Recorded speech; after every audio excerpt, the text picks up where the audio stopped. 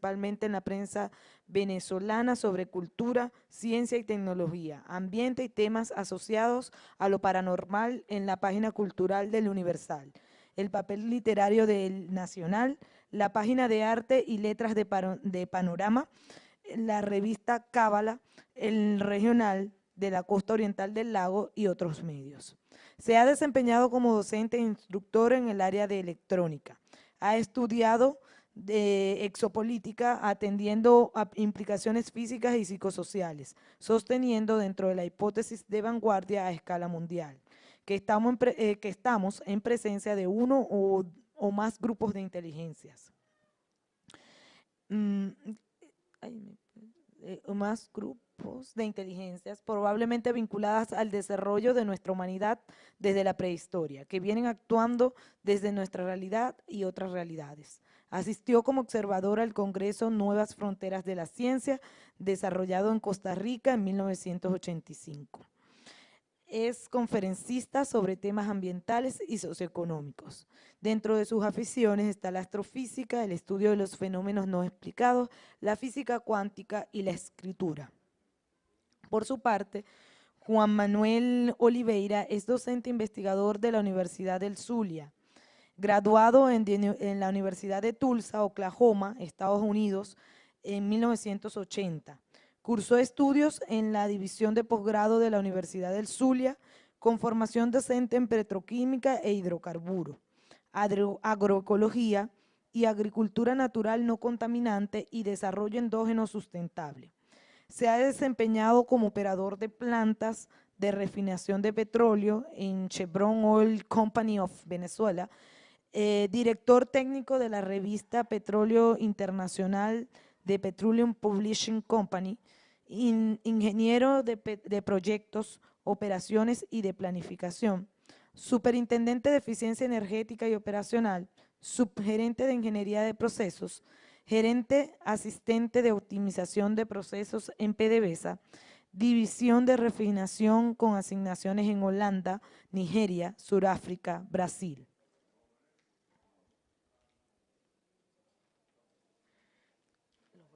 Porque no hemos empezado.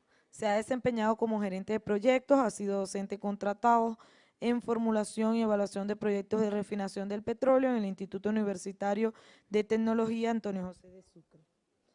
Ha sido además coordinador ad honorem de la misión Rivas en PDVSA Occidente. Recientemente fue gerente encargado de investigación y desarrollo de la electricidad de Caracas, Corpoelec, y asesor ejecutivo e investigador del consorcio Tecnoagua Ecoplanet.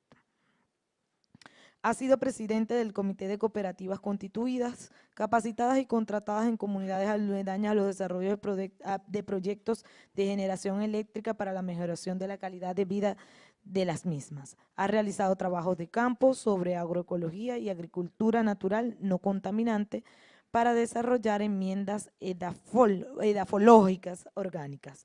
Ha participado en numerosas contrataciones y licitaciones en distintos ámbitos. Los dejo bienvenidos a los…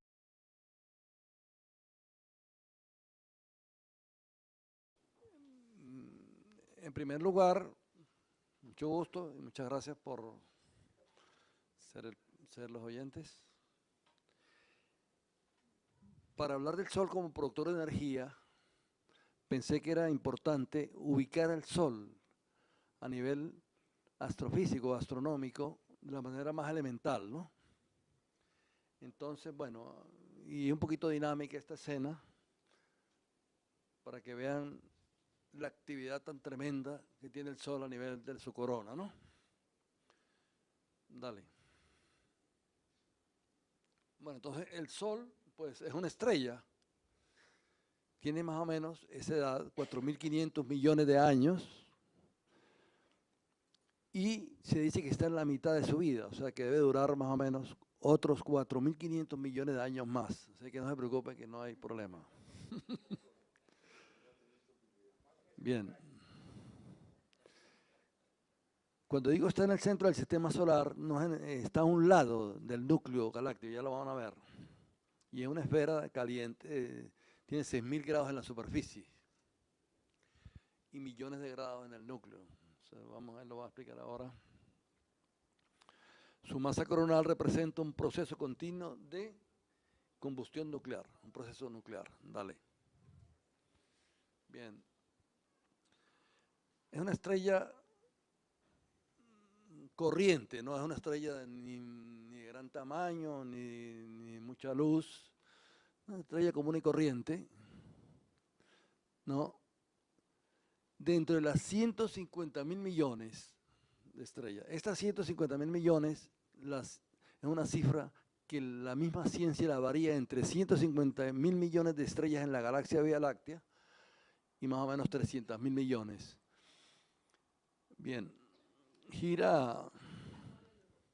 ¿Cómo? Sí. Bien, gira alrededor del núcleo galáctico en 220 millones de años. Es el objeto más grande del sistema solar, porque los planetas son pequeños, ¿no? La Tierra por lo menos cabe dentro del Sol 1.000.000 de veces, para que vean eso, ¿no? Y este datico aquí, que la unidad astronómica es la distancia que tiene la Tierra del Sol, 150 millones de kilómetros. Y la luz demora 8 minutos en llegar, ¿no? Aquí sí es importante esto, el núcleo del Sol, que tiene un diámetro de 1.400.000 kilómetros. Nuestra Tierra tiene 12.000 kilómetros de diámetro, él tiene 1.400.000, ¿no? Y esta es una llamarada típica que alcanza hasta 180.000 kilómetros, para que se imaginen, ¿no? la inmensa que es. Aquí está, en la corona del Sol está la materia, lo que se llama en estado de plasma. El plasma es materia disociada, electrones por un lado, protones por otro y neutrones por otro, allí en un proceso atómico. Contiene más de 99% de toda la materia del sistema solar. Bueno. Y están las manchas, que son puntos donde la luz se pierde instantáneamente, porque hay procesos allí, ¿no? De ese proceso de la actividad solar. Bien, esto sí también es para terminar de ubicarlo, ¿no? Esta es la galaxia nuestra, la Vía Láctea, que de noche se ve como una nube, ¿no? Una nube de leche, por eso se llama Vía Láctea, que sea vía de leche. Da la vuelta, el Sol da la vuelta al núcleo galáctico, 220 millones de años, a una velocidad terrible, 792.000 kilómetros por hora, ¿no? De paso, la Tierra gira alrededor del Sol en 107.000 kilómetros por hora. Y ustedes todos y nosotros estamos girando ecuatorialmente, radialmente, a 100.000. Perdón, me equivoqué, a 1.600. Ok. Este es para que tengan lo ubiquen, ¿no? Ok. La distancia del núcleo, ya lo dije, en la Tierra se traslada a 107.000. Un año luz, esto es importante, ¿no? Aquí, al decir que tiene 10 millones de kilómetros, un año luz de distancia, estoy subiéndolo un poquito, es 9,5, ¿no? Pero lo llevé a 10. 10 millones de kilómetros. Esa es la distancia de un año luz, pasa.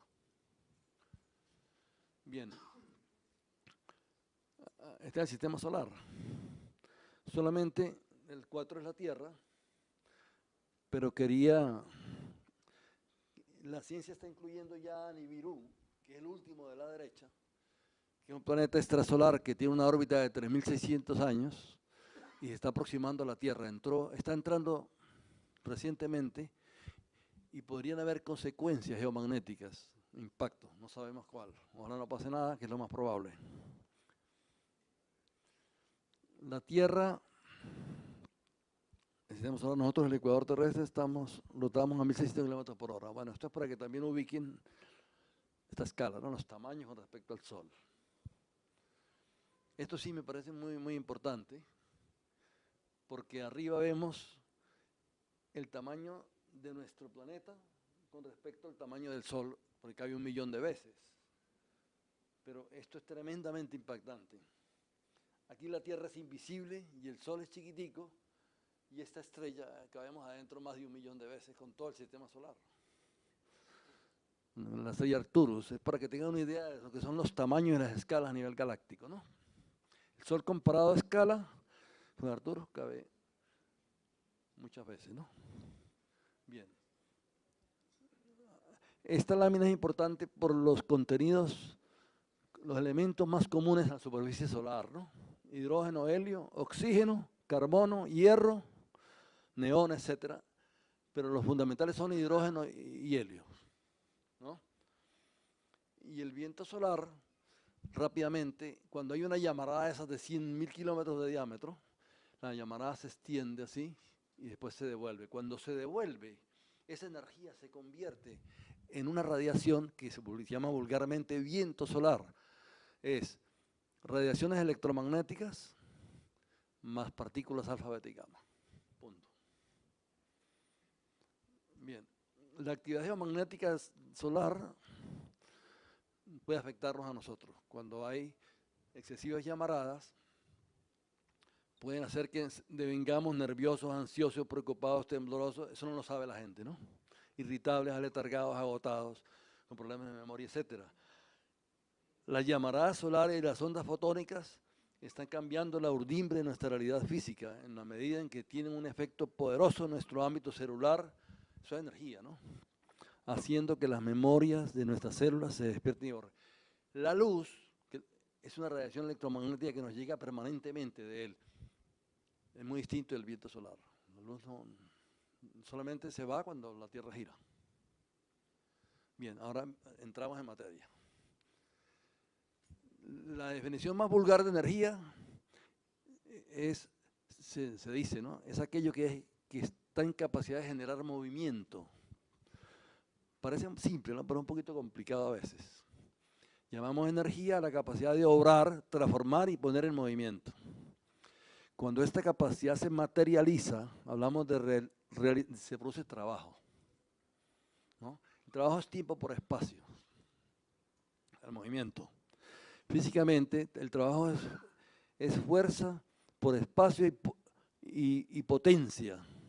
La potencia del trabajo en el tiempo. Bien, para que haya trabajo debe existir desplazamiento, en caso contrario solo hay esfuerzo. Todo esto son nociones fundamentales, ¿no?, de lo que es la energía. Aquí hay energía química, fósforo, ejemplo, eléctrica, un bombillo, y potencial, la que está allí. Cuando yo estoy aquí parado tengo energía potencial, pero es importantísimo que sepan, bueno, ustedes lo saben, que la energía no se destruye jamás, ni se crea, está en todas partes, o está potencial o está produciendo movimientos que son muy complejos. Esos movimientos pueden ser químicos de los electrones, puede ser un automóvil está moviendo, porque la energía de la gasolina está produciendo el movimiento del motor. Físicamente, trabajo de esfuerzo ya. Son los tipos de energía, ¿no? Hay energía térmica, que es la calórica. Hay energía fotovoltaica. El voltaje es la capacidad que tienen, hemos dicho, el voltaje es la fuerza, que se llama electromotriz, que pone en movimiento los electrones para que se genere la electricidad, ¿no? En una batería hay voltaje, 12 voltios.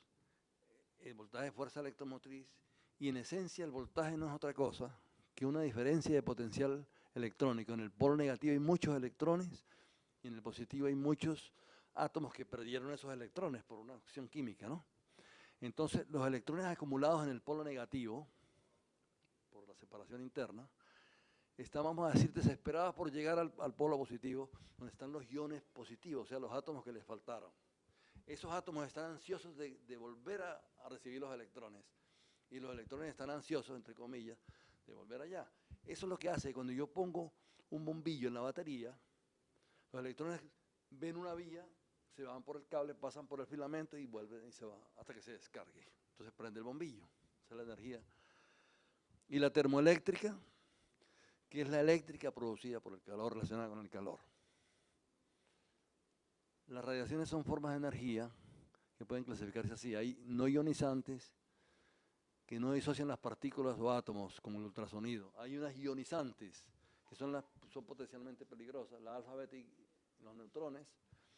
Hay unas ondulatorias, los rayos gamma, radiación, y la cósmica de fondo que viene del cosmos infinito. De paso, cada vez que una llamarada solar se convierte en viento solar y llega a la Tierra, el campo magnético de la Tierra se va hacia atrás, igual que cuando tú soplas una vela y queda se va hacia atrás la llama. Eso es peligrosísimo. Si dura mucho una llamarada solar, un viento solar, quedamos expuestos a la radiación cósmica peligrosa. Fuentes artificiales, máquinas de rayos X, bueno, ok. Ahora, la masa y la energía son, en cierto modo, intercambiables de acuerdo con la ecuación de Einstein, que energía es igual a la masa por la velocidad de la luz al cuadrado. Eddington, un astrónomo británico, es el primero que evaluó todos los datos y se atrevió a conjeturar que la fusión nuclear, el proceso que crea elementos pesados a partir de la fusión de otros más ligeros, podría ser responsable de la gran producción de energía del Sol, eso a nivel coronal, de allá del Sol. El Sol realmente quema hidrógeno, el gas más ligero del universo, y lo transforma en helio. Incluso sabemos cómo ocurre.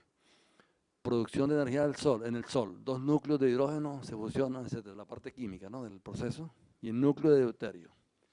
Esto es importante porque cuando voy a darle la hora de la generación de energía eléctrica a partir de la luz solar, ¿no?, y la radiación solar, esta es una noción básica. Dale. Este es el espectro. O sea, todas las radiaciones electromagnéticas que recibimos son invisibles, excepto esta parte del espectro. Si esa ventanita tiene de 4 a 7 unidades de astro en longitud de onda, ¿no?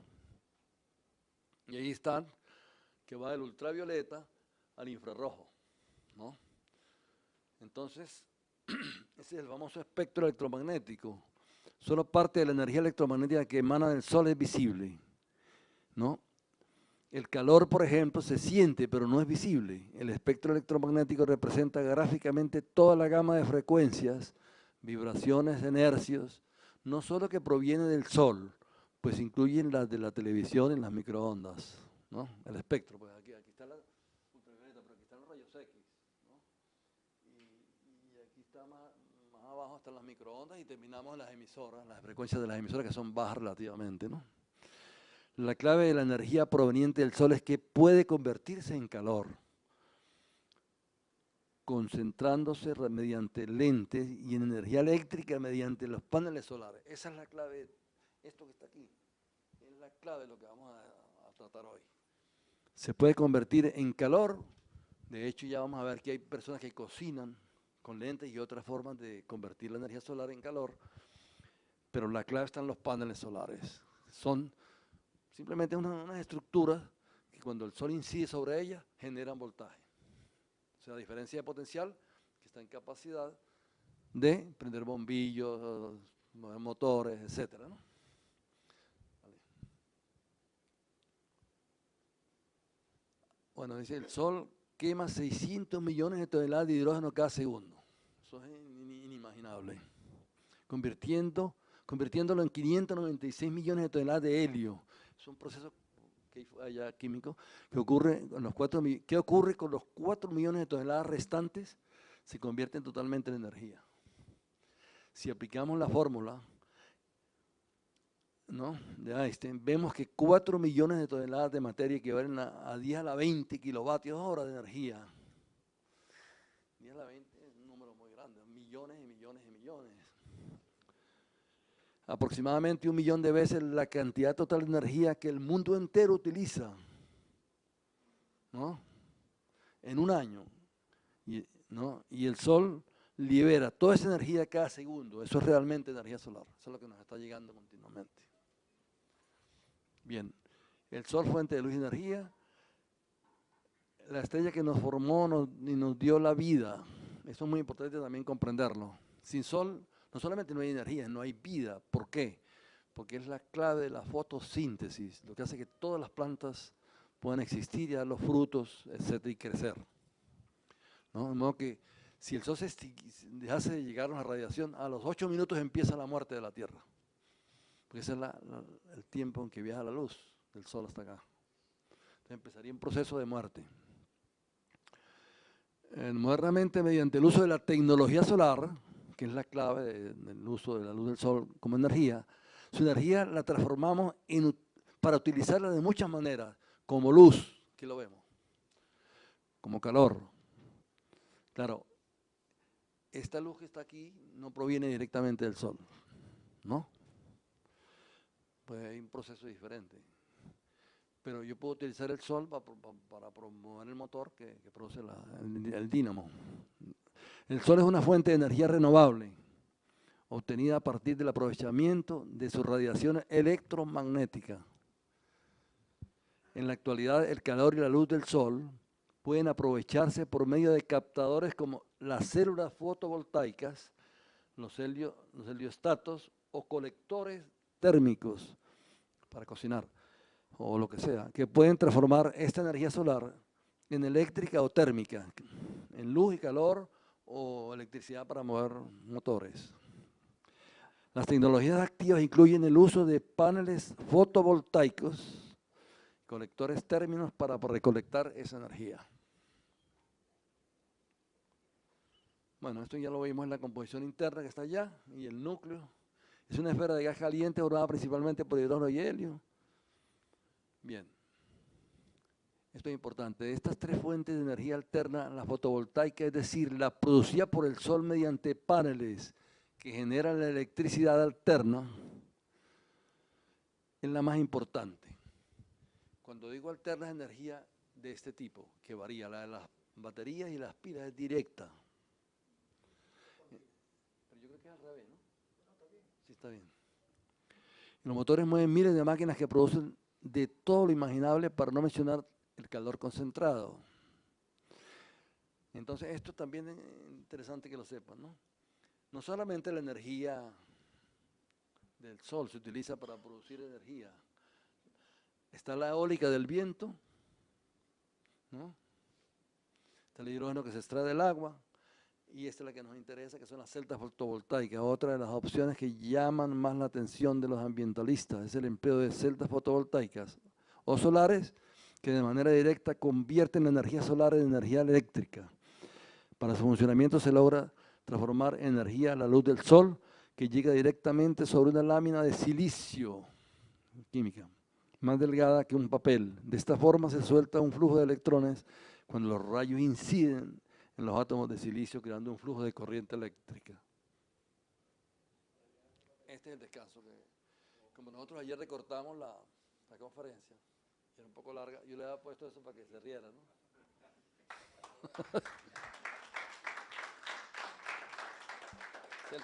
Es el payaso inglés. Y ese es el que le saca la lengua ahí. ¿Ah?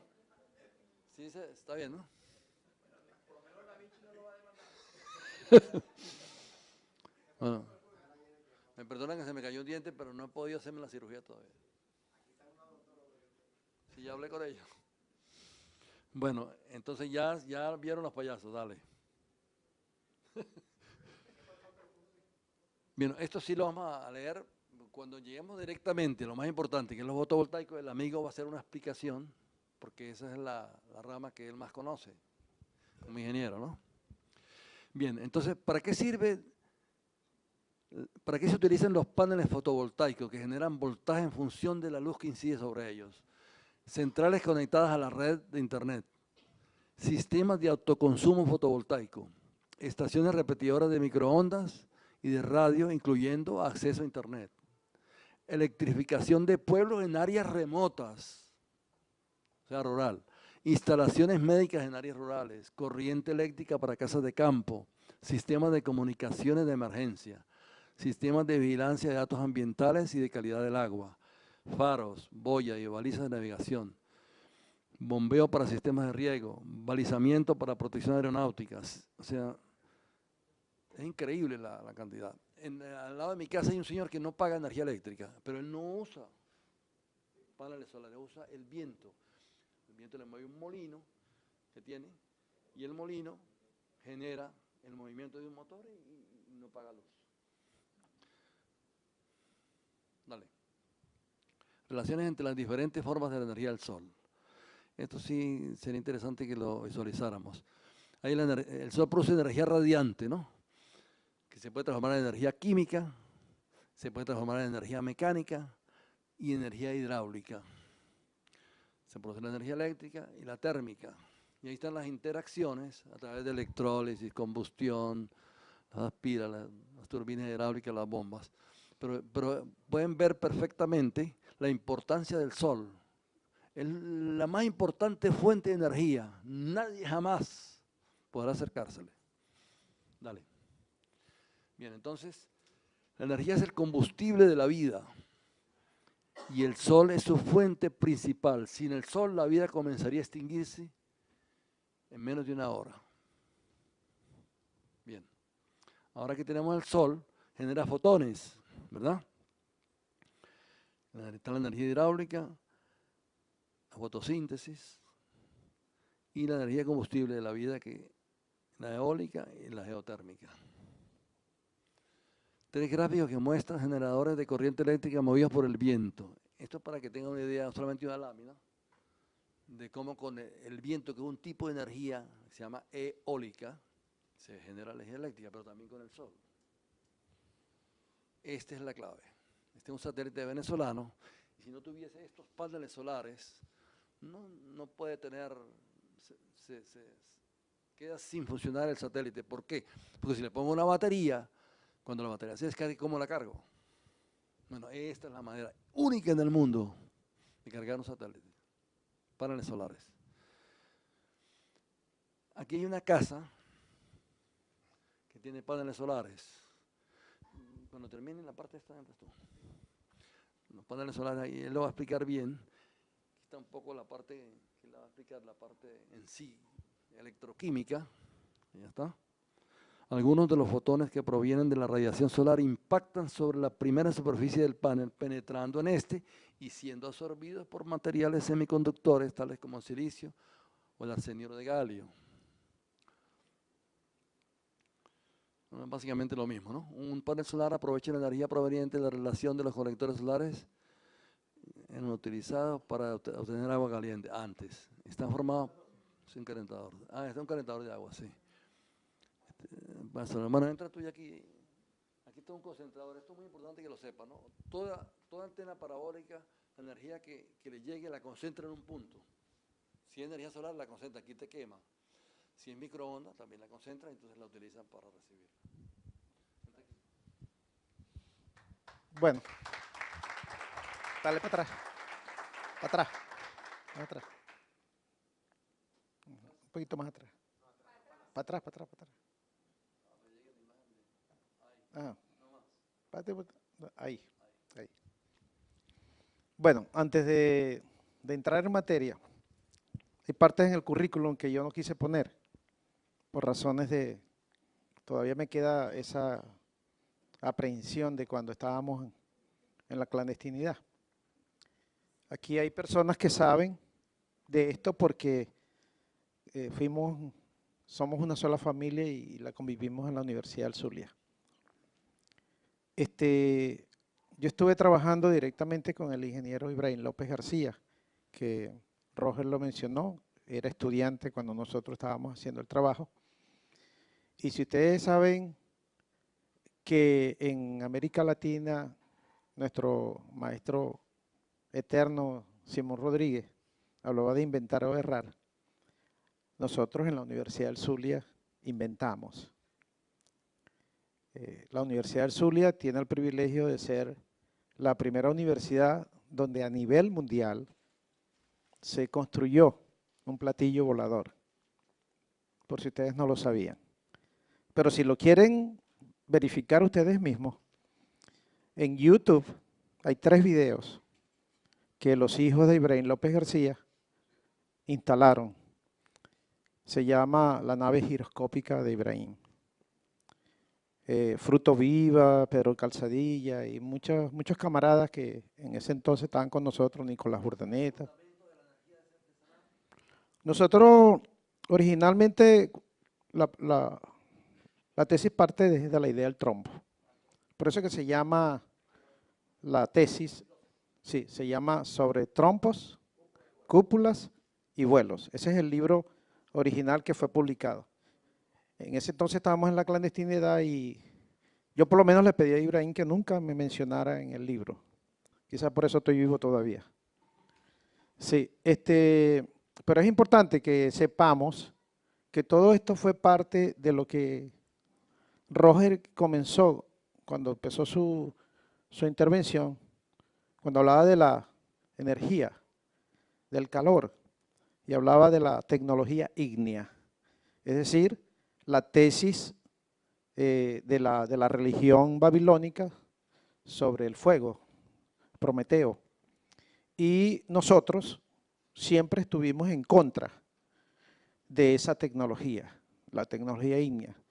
Y el trabajo que Ibrahim plantea en la tesis sobre trompos, cúpulas y vuelos es un trabajo para desprendernos de la dependencia tecnológica, incluso criticando el modelo del socialismo soviético de entonces, que estaba copiando la tecnología ígnea occidental.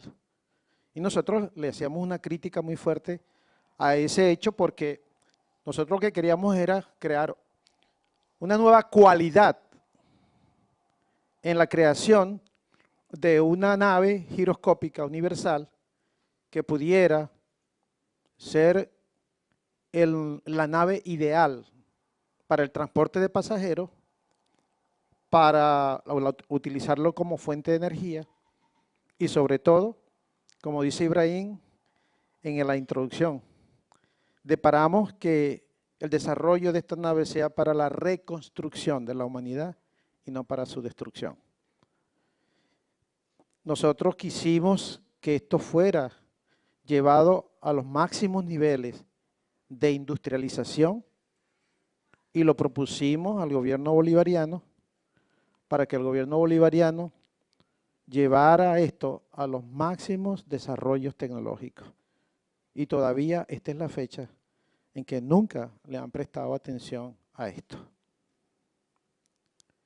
Cuando hablo de agroecología en el currículum, también con Tecnoagua trabajamos en un proyecto secreto y desarrollamos una enmienda edafológica orgánica que es capaz de triplicar la producción de cualquier cultivo, de recuperar suelos, aguas contaminadas, y todo esto lo hicimos con rusos. Y el laboratorio todavía está en secreto. ¿Por qué razón? Nosotros hicimos una carta abierta al presidente Chávez en el diario Vea. El presidente estaba en Cuba. Cuando leyó la carta, llamó al hijo del camarada Guillermo García Ponce y le preguntó que qué pasaba con eso. Nosotros le explicamos y él ordenó que todo ese producto se colocara en los anaqueles de Agropatria. ¿Para qué? Para que la gente consuma alimentos que no tengan trazas de agroquímicos, agrotóxicos. Y esta es la fecha en que todavía ni un litro de esa solución ha llegado a Agropatria. Ahora ustedes se pueden imaginar por qué. Nosotros en la Universidad del Zulia nos metimos en muchos campos y la primera tesis que se hizo sobre energía solar, un trabajo de investigación que hicimos como trabajo de ascenso en luz, fue el diseño de un colector plano de energía solar. Por supuesto, nosotros tuvimos que utilizar, porque ninguna investigación es aislada, es decir, tenemos que basarnos en el trabajo de otros para desarrollarlo. Pero en ese entonces teníamos una pequeña pugna dentro de la Universidad del Zulia. Estábamos los que queríamos avanzar en investigaciones propias, desarrolladas con vamos a decir, con habilidades y destrezas propias. Yo soy primero técnico químico industrial, egresado de la escuela técnica, Estudié en Caracas también y perdí el año porque nos caímos a plomo con la policía allá en… Exacto, exacto. Yo estaba allí en eso. Nosotros tuvimos un profesor margariteño, que era más que margariteño, era zuliano. O sea, él nació en Margarita, pero el, el- el profesor, no, Justo Márquez, Justo. Sí, Justo Márquez fue un profesor que se atrevió a pararse en frente del Banco Central de Venezuela, en la Plaza Bolívar de Maracaibo, e impedir que los blindados se llevaran 5.000 millones de bolívares del Estado Zulia para Caracas. Eso lo hizo él. Él era margariteño, pero él decía que lo que el Zulia producía debía quedarse en el Zulia. Sí. Bueno, gracias a mentes prodigiosas y genuinas como la de Ibrahim, como la de Justo, la Universidad de Zulia tuvo en ese entonces, bueno, una era muy bonita, del cual tenemos aquí a Hugo como uno de sus frutos, a Roger y a muchos otros que realmente han sido personas brillantes. Pero desafortunadamente la universidad no ha tenido la oportunidad, que es la que todos andamos buscando, de que forme a la persona en el trabajo y que el trabajo sea el aula donde el aprendizaje sea directo. Yo les voy a contar esto porque es parte de la experiencia. Tengo un hermano que acaba de jubilarse como el hombre experto en perforación en PDVSA. Y él le acaba de regalar al gerente de perforación un trabajo que él hizo y se lo regaló a la Universidad del Zulia también, donde el video muestra las tecnologías actuales de perforación que no se ve en la escuela de petróleo, en ninguna de las facultades de petróleo. ¿Por qué? Porque lo que se le está dictando en las aulas de clase a los estudiantes son métodos tan anticuados que no están adaptados a las actuales realidades tecnológicas que viven los que están arriba de una mesa rotatoria de perforación. Bueno, dicho esto, uno de los primeros trabajos que hicimos nosotros en la Universidad del Zulia, que no solamente lo hicimos desde el punto de vista teórico, sino que lo construimos, fue un colector plano de energía solar. Esto lo hicimos en madera, o sea, no teníamos la posibilidad de tener máquinas dobladoras de láminas ni nada de este tipo de cosas. Y por supuesto que estudiamos toda la termodinámica. De hecho, yo di que termodinámica avanzada en la universidad, ya Hugo había salido, y estos conocimientos nos han permitido desarrollar cosas en la práctica, hacer.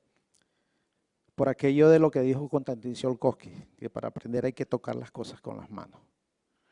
Entonces, el colector solar lo desarrollamos primero por la pugna que teníamos ahí varios profesores. Unos que decían que nosotros no teníamos la capacidad para desarrollar cosas en la universidad. Y otros que decíamos que sí la teníamos. El problema era de proponérselo. Y lo logramos hacer. En el Gonzaga, un grupo de estudiantes que sabían que estábamos trabajando con Ibrahim,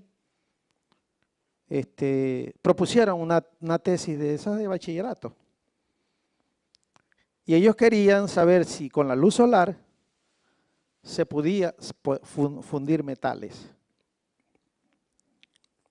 Y nosotros dijimos, bueno, la verdad es que yo no conozco de que alguien haya fundido metales con energía solar, pero vamos a intentarlo. Pero en la biblioteca de la Facultad de Ingeniería había una muchacha de apellido Santiago, ¿te acuerdas de esa Santiago? Que era esposa de Publio Santiago, el profesor de agronomía. Sí. Que Dios lo tenga en la gloria, Publio. Una eminencia en agricultura. Me enseñó mucho. Allí ella nos prestó una revista francesa, que estaba en francés, de la hemeroteca. Y encontramos que en Francia había un edificio como de 5 o 6 pisos, donde había un helióstato, como lo llaman los franceses. Y era una inmensa parábola hecha con espejos. Y todos los rayos de esa parábola se concentraban en la zona focal, porque el problema es que la parábola no tiene un punto focal, como se ve allí, ¿no? Es una zona focal. ¿Por qué? Porque la parábola obedece a una fórmula, ¿verdad? I igual a 2px.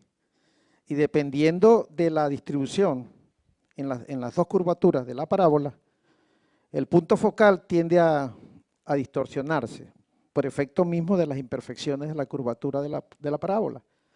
Entonces se crea lo que se llama una zona focal, que es donde converge probabilísticamente la mayor cantidad de rayos que traen los fotones que se encargan de producir la zona de fusión o la zona de calentamiento. Y así fue como nosotros aprovechamos simplemente con la foto.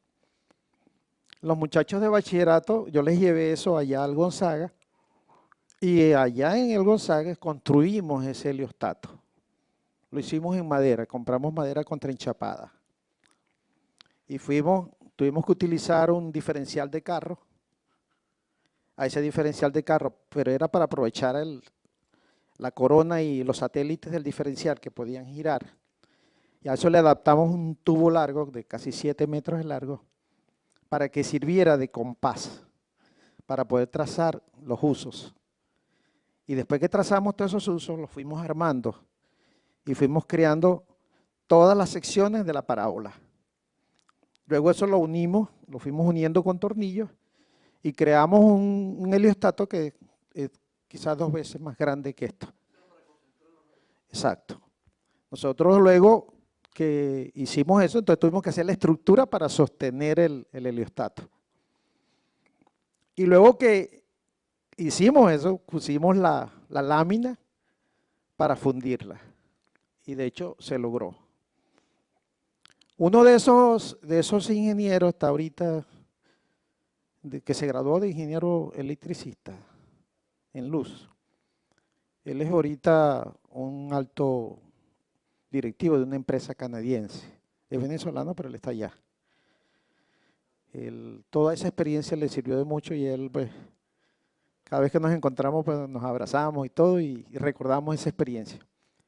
Pero es para que todos sepamos de que nosotros tenemos las facultades, las habilidades y las destrezas para hacer lo que nos propongamos. Con el colector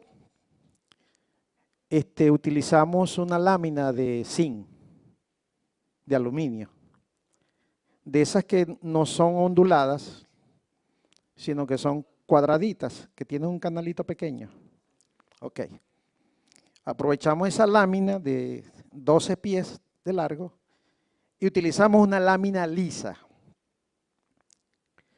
para tapar los canales que nos sirvieran de tubos. ¿Por qué? Esa fue la innovación que hicimos nosotros al colector solar plano normal que viene desde Estados Unidos, de Canadá, de Francia, de España. La innovación fue esta.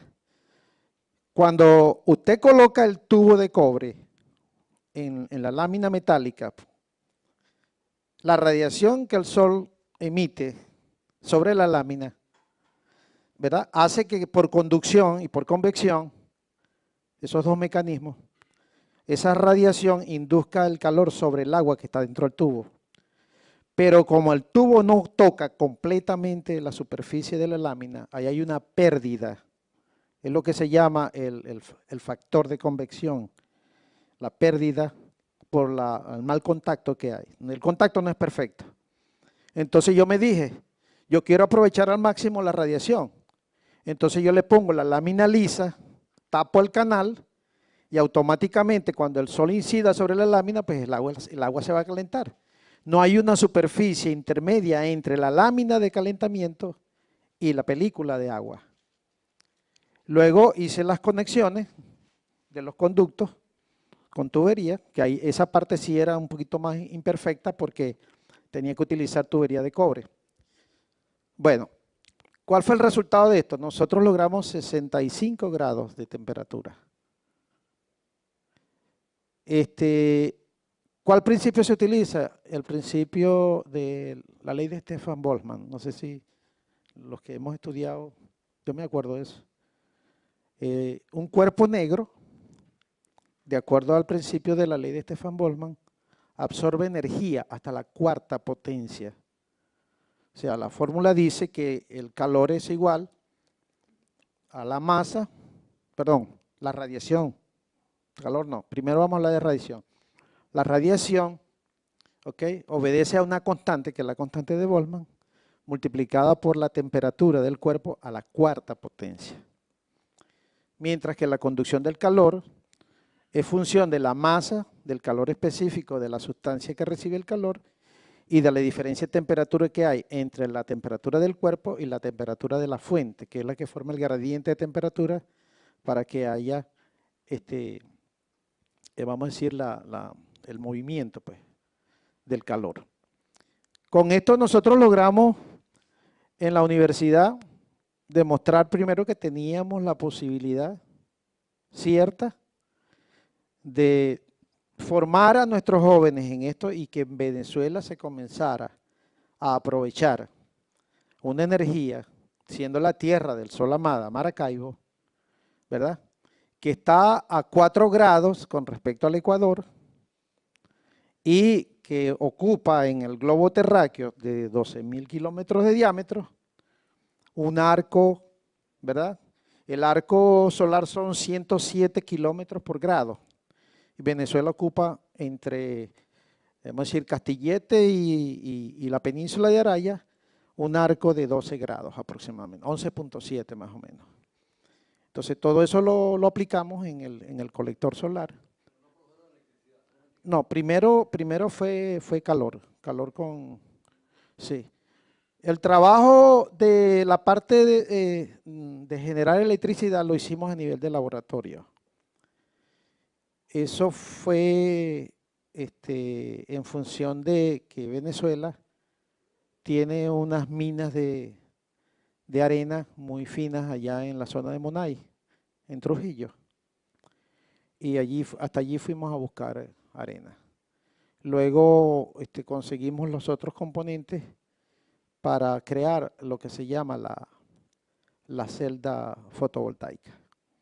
El proceso de crear una celda fotovoltaica es bastante delicado porque el silicio tiene que ser purificado y tiene que alcanzar un nivel de pureza tal que permita la asepsia total, cero contaminación de la celda en su manufactura. Por eso es que los procesos de fabricación en Venezuela no han sido desarrollados porque es una industria que requiere de muchos recursos. Pero la prueba, es decir, la apuesta la ganamos, pues. Nosotros dijimos que la íbamos a hacer y lo hicimos. Sí, pero para bombillos pequeños, bombillos de linterna más que todo. Sí.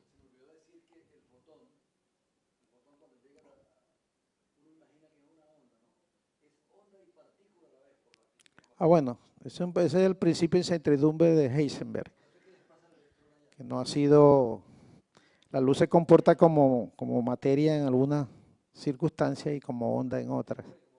Sí.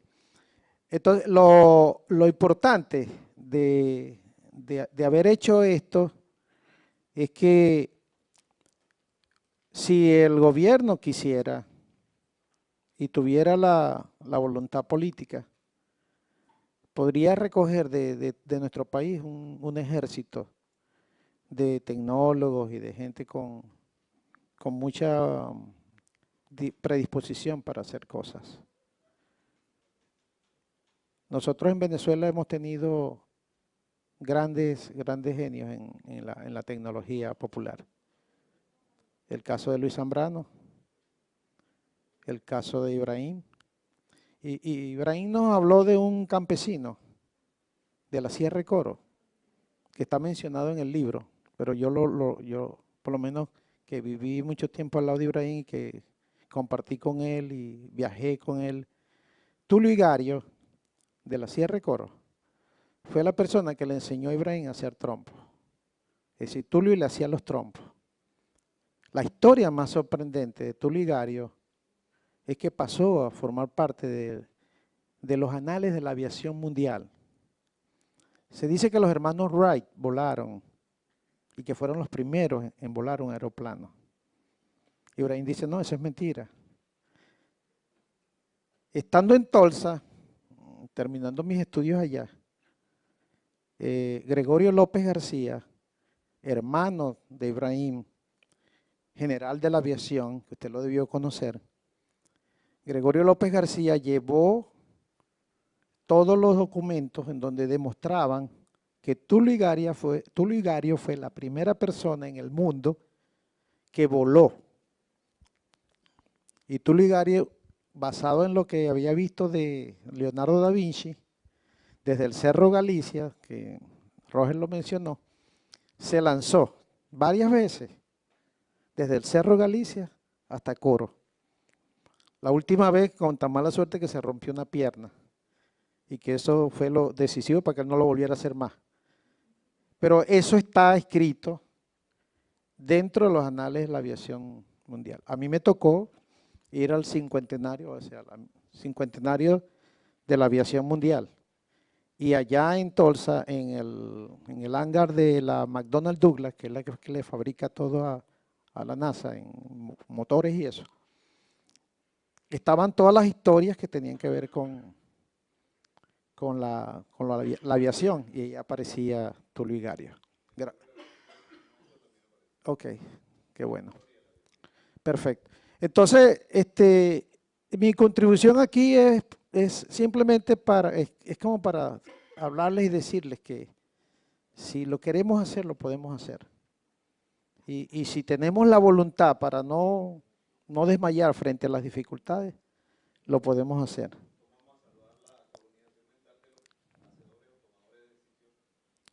Ok, muy importante esa pregunta. Sí, pero muy interesante. Pero yo a él le di la respuesta antes de venir acá. Yo le di esa respuesta y la voy a volver a dar.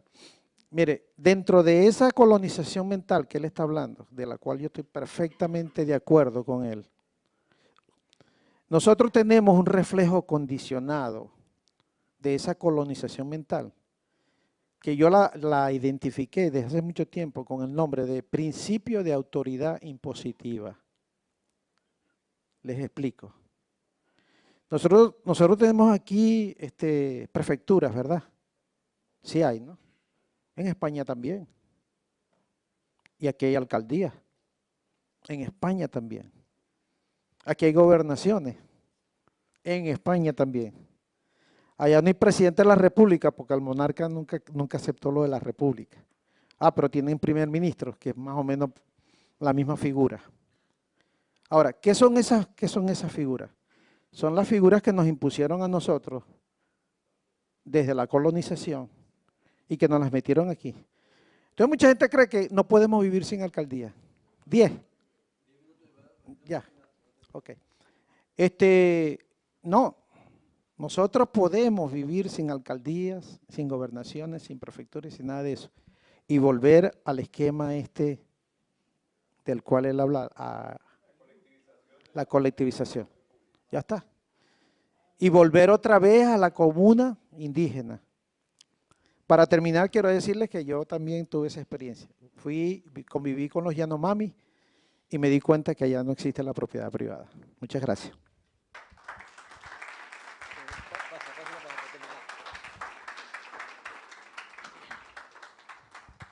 ¿Pasa? ¿Pasa eso? Ok. Ajá. Pasa. Bueno, es lo mismo, ¿no? Aquí está lo que les dije, allá, unos africanos cocinando con unos instrumentos especiales para enfocar la luz y convertirla en calor, ¿no? Y esto es, bueno, ok. Dale esa. Esto es en toda la energía del mundo, el sol, desgraciadamente lo utilizamos en 2%. Y estas son las fuentes de energía. Aquí está el petróleo,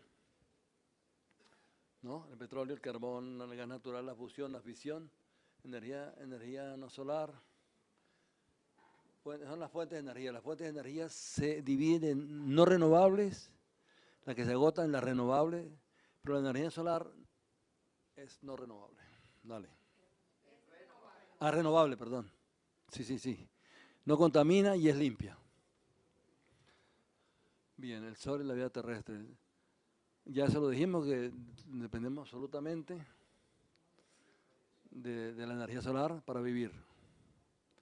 El sol nos provee en lo inmediato en forma de calor, pero además parte de esa energía ha ingresado en cadenas alimentarias por la fotosíntesis. Bien. Fuente de agua, bueno, sí, también produce calor y produce movimiento en el agua, dale.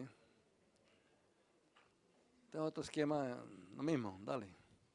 ¿Por qué las culturas antiguas adoraban al sol? Esto es interesante, precisamente por eso me vine, ¿no?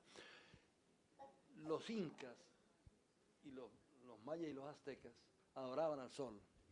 Y cuando vinieron aquí los misioneros católicos, pensaron que era una idolatría. No era una idolatría. Ellos adoraban al sol, porque el sol, además de darnos energía, es una inteligencia. El sol es el creador de todos los planetas y de la vida. Claro, no metamos a Dios, porque Dios está en todo. No metamos a Dios. Pero el sol, lo vamos a decirlo pues para complacer esa parte. Dios a través del sol creó la vida en los planetas. Sí, en energía. Dale. Entonces, por eso ellos rendían culto, dale, porque aquí hay otra lámina. Entonces, los incas y todas las culturas mesoamericanas le rendían culto al sol, lo llamaban Tonatiuh para los aztecas y los egipcios eran Atón o Atón. Místicamente, el sol vendría a ser lo que podríamos denominar un núcleo de inteligencia y energía cristónica, creadora, pues para ellos es como el Dios viviente, porque el Cristo es el Dios viviente. Jesús no es el Cristo, Jesús es el maestro de maestros. Y el Cristo es el Dios viviente que nos dio el mensaje a través de Jesús. Pero Jesús se cristificó porque se autorrealizó. Mi Padre y yo ya somos uno, se fusionó con su ser interno, se cristificó y nos dio el mensaje. Bien, ¿por qué las culturas antiguas? En segundo lugar, el sol es la fuente de la vida, principalmente a través de la fotosíntesis. En tercer lugar, es la fuente de energía más importante para todos los planetas que orbitan la estrella. Se han desarrollado múltiples maneras de aprovechar su energía, convirtiéndola en otras que nos permiten el desarrollo de tecnologías denominadas solares. ¿Dale? Bueno, ya dale, eso está. Vale, también. También es fuente de energía química, ¿no? La corona solar está formada por materia principalmente hidrógeno y helio, bueno, ya eso lo vimos. El sol fuente de energía química. Energía renovable, amigable con el medio ambiente, abundante. Ok, dale. Pero esta fue la que cortaron ustedes. ¿Cómo? Esta es la que cortaron. Sí, dale. Dale. Dale. Ok. El aplauso.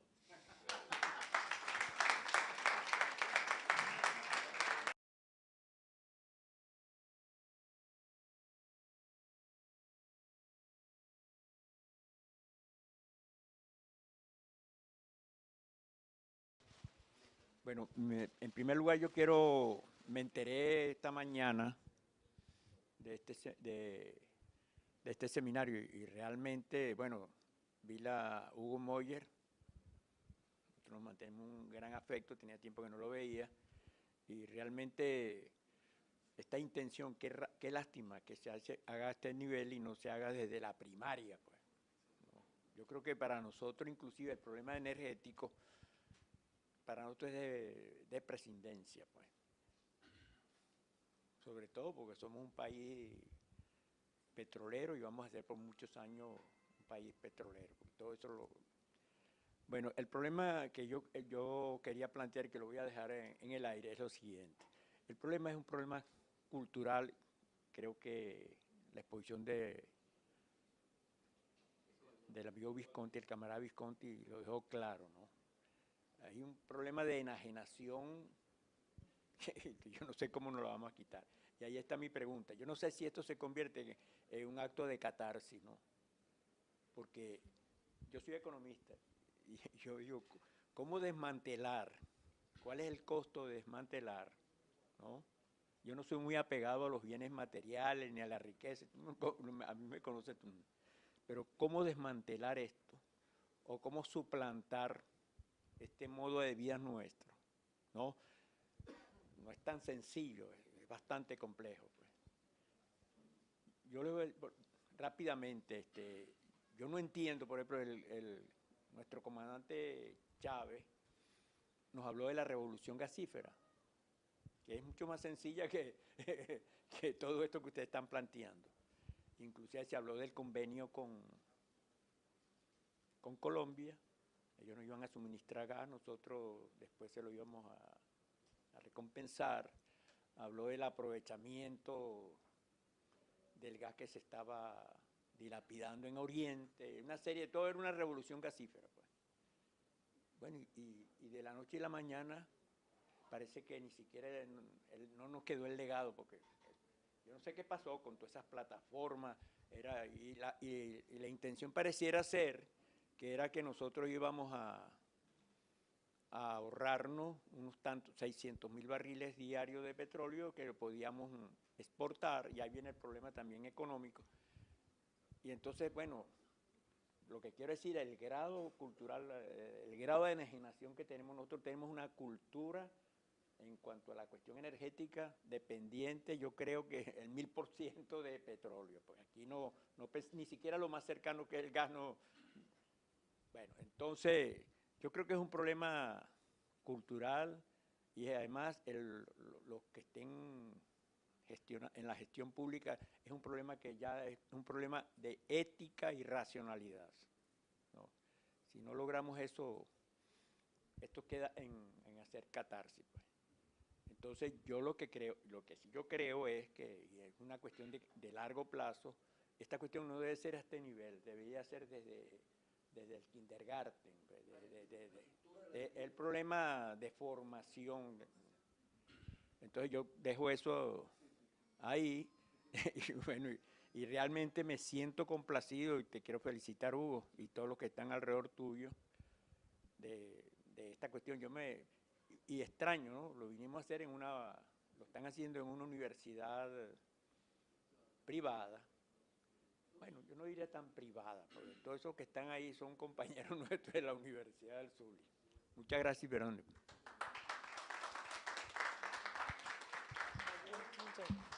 Si ¿Usted tiene algún comentario respecto? El muchacho tiene...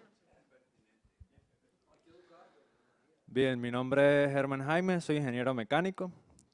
Tomo como referencia unas palabras de mi general, ¿no? Él decía que debemos estar en la búsqueda de la historia real. En base a eso, pues, pregunto a ambos ponentes. Sin antes, bueno, primero felicitarlos por los aportes, pero quería saber el criterio personal, aquí en confianza, por así decirlo, acerca del alcance de la energía solar en dos escenarios. En Venezuela, tomando como referencia que más del 70% de la energía que utilizamos acá en Venezuela proviene de la fuente hidroeléctrica, no del petróleo, y el escenario mundial, donde el petróleo prevalece como una fuente primaria, ¿no? El alcance para las investigaciones y para trabajo a futuro en esa área.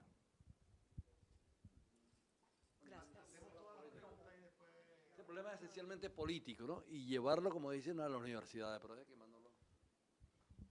Okay, mira, como él pidió una opinión personal, yo estaba hablando aquí con los cursantes del diplomado. Yo particularmente creo que el uso de la energía solar es la vía más primitiva para obtener energía. y es la vía que quiere el capitalismo neoliberal y salvaje que utilicemos para mantenernos bajo su dependencia tecnológica. De tal manera que en mi caso particular, lo que nosotros hicimos en la Universidad del Zulia con respecto a las cocinas solares que las hicimos, los colectores solares que las hicimos, las celdas de silicón que las hicimos y las fotovoltaicas, porque son fotovoltaicas porque la palabra foto quiere decir luz.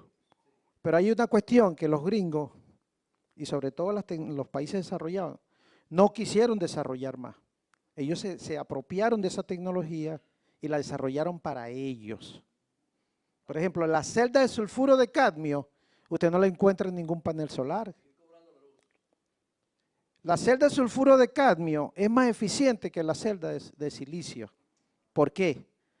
Porque la celda de silicio, cuando hay luna, ella no produce electricidad, pero la celda de sulfuro de cadmio sí, porque aprovecha al máximo la luz, los fotones, sí, por la naturaleza del sulfuro de cadmio. Y eso nosotros lo estudiamos y lo desarrollamos en la Universidad del Zulia. Pero ¿qué pasa? Después comenzaron a desarrollar todo lo que era silicio. Y silicio y para allá es silicón, silicón, silicón. Pero el sulfuro de cadmio lo dejaron a un lado. ¿Por qué? Porque ellos lo cogieron con fines militares. Como han agarrado muchas cosas. Por ejemplo, el motor Stirling, del cual nuestro tecnólogo popular, don Luis Zambrano, le hizo una modificación extraordinaria, razón por la cual lo nombraron doctor honoris causa de la Universidad de los Andes. Una persona que lo que tenía era tercer grado de primaria. El motor Stirling lo usan las grandes potencias, Rusia, Francia, Alemania, China, Japón, en sus submarinos nucleares. Léanse mis artículos sobre tecnología en Aporrea. Y yo allí hay un artículo en Aporrea que yo propongo para los consejos comunales. Una generación comunitaria de energía eléctrica alterna utilizando el motor Stirling, más los paneles de energía solar. Como alternativa para paliar, pues eso lo produje yo en aquel momento en que estaba como gerente de investigación y desarrollo, y para paliar un poquito el problema que había de la dependencia que teníamos del Guri, en un momento en que la sequía llevó el nivel de agua del Guri a extremos muy peligrosos. Funciona con una vela.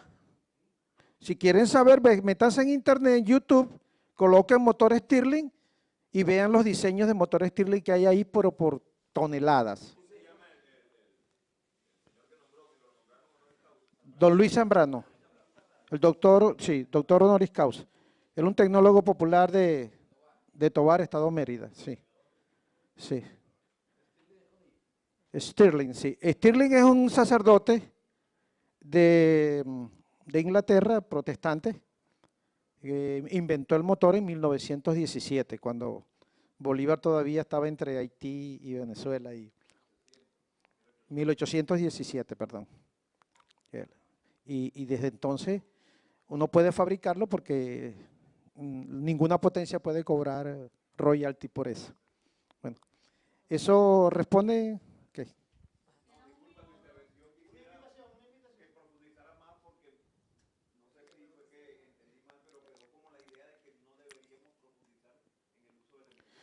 No, perdón. Escucha, claro, me explico. Aquí, ¿qué es lo que está haciendo? Fundelec, que es una fundación del Ministerio de Energía Eléctrica, que inició en PDVSA allá en La Campiña, pues yo iba a las reuniones allá con la viceministro. Yo era parte del equipo de la viceministra. Mira, el problema es que la energía solar, la están poniendo como alternativa, como una energía alterna, pero es para que nos alejemos de la búsqueda de la energía de punto cero. ¿Cuál es la energía de punto cero? Es la energía que podemos sacar de la atmósfera directamente, cualquier persona, en cualquier casa.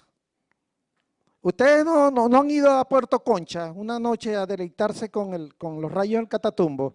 Ustedes han visto la lluvia de rayos que cae ahí cada noche. ¿Ah? 1.300.000 veces durante 10 meses.